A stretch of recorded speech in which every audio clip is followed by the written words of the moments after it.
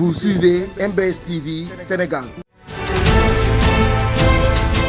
Culture, religion, sport, information, société, politique. N'oubliez pas de vous abonner sur la chaîne et de cliquer sur la cloche de notification. MBS TV Sénégal, la chaîne pour tous.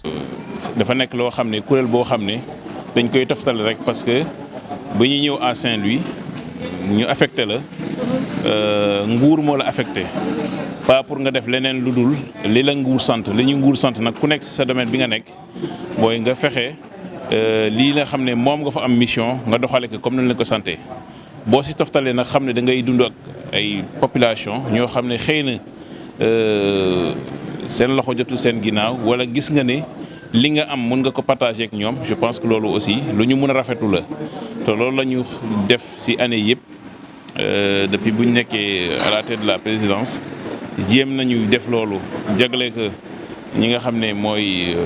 au niveau de la MAC la maison d'arrêt def nañ ko hôpital def nañ ko pour des handicapés def nañ ko pour ay daara def nañ ko pour des familles yoo xam ne dañuy ciblé ñoo xam ne dañu jàppale seen loxo dafa jotu seen ginnaaw juste pour jàppale leen dimbali taxaw leen.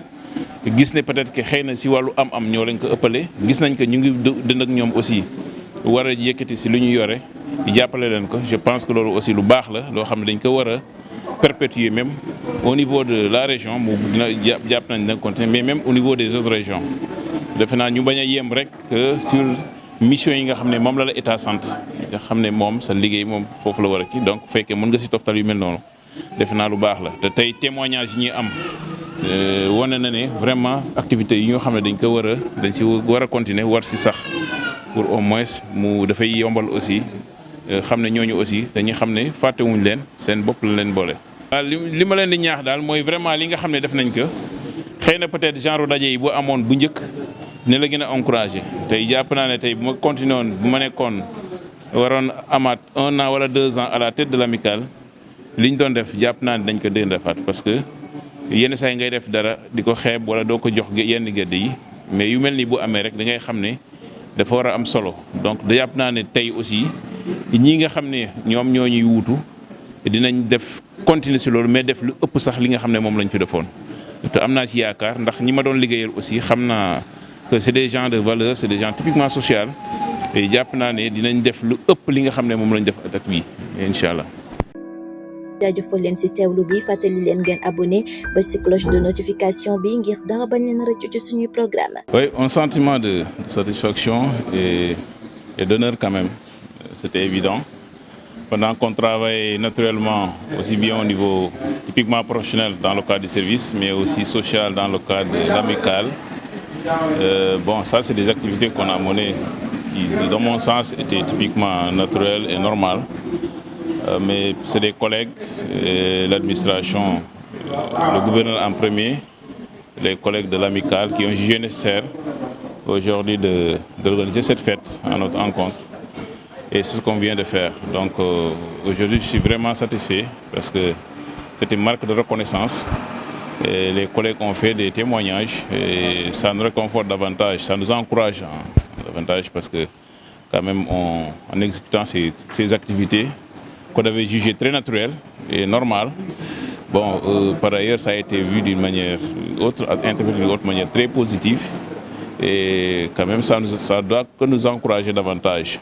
à persévérer dans cette voie, à essayer de faire notre mieux pour l'améliorer et voilà,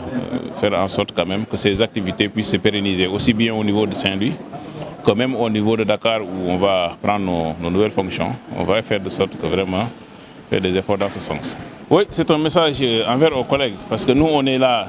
uniquement dans le domaine professionnel. C'est pourquoi on est au niveau de Saint-Louis particulièrement. Tous les chefs de service,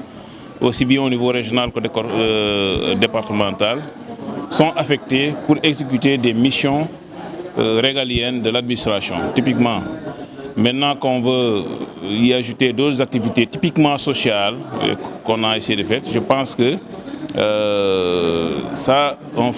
c'est juste pour dire que on doit s'efforcer dans ce sens parce que tout simplement, on vit avec des populations, on est peut-être plus ou moins plus aisés que certains de par des avantages ou autres,